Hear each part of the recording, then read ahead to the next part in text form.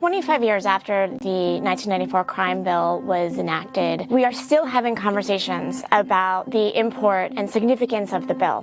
That 1994 crime bill, it did contribute to mass incarceration in our country. It's important that people remember the context of the political environment in the early 1990s. The other big piece of legislation on Capitol Hill tonight is the crime bill.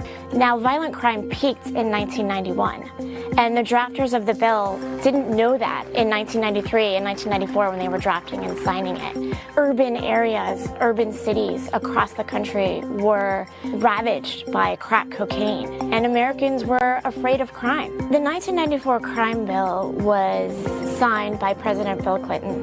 This was a pretty significant bill at the time, and President Clinton and Senator Biden at the time were right that the bill was significant. The most significant federal effort to deal with violent crime in America that has ever been undertaken. It was important for a Democrat at the time to be seen as taking a significant role in trying to reduce crime and violence in the United States. And at the time, the Congressional Black Caucus was part of the debate around the crime bill.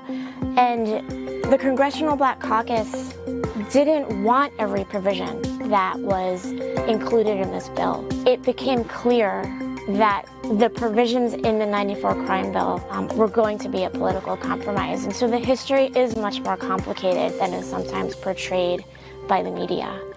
Now, what did the bill do? Just like a lot of political compromises, there was the good and there was the bad. For example, the bill eliminated 19 types of semi-automatic assault weapons. It also provided huge amounts of funding to hire cops. 100,000 cops were funded. It was about $14 million at the time for community policing. The bill also enacted the Violence Against Women Act that provided funding to protect women and victims of domestic violence and crimes against women. But the most pernicious provision of the 1994 crime bill was its $12 billion that was authorized for states across the country that would enact what's called truth in sentencing laws. That funding literally paid states to increase the number of prison beds that they allocated for individuals convicted of violent crime in this country to serve 85% of their sentences behind bars. The reason that provision is so important and the reason we're still talking about it today is the federal government essentially subsidized states across the country to build more prisons. So 25 years later, the crime bill is being debated. You stood up and used that tough on crime, phony rhetoric. That bill was a huge mistake. There's no question that that crime bill contributed to America's mass incarceration problem.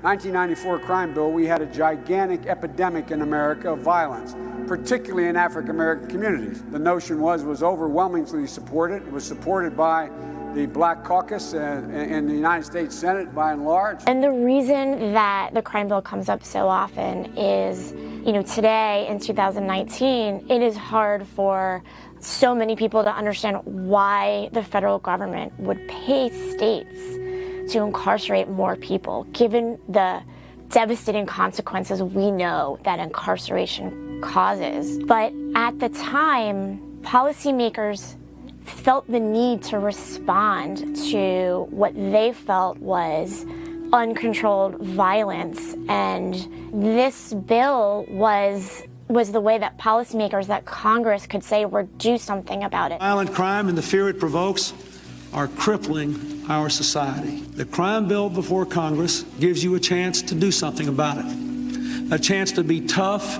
and smart.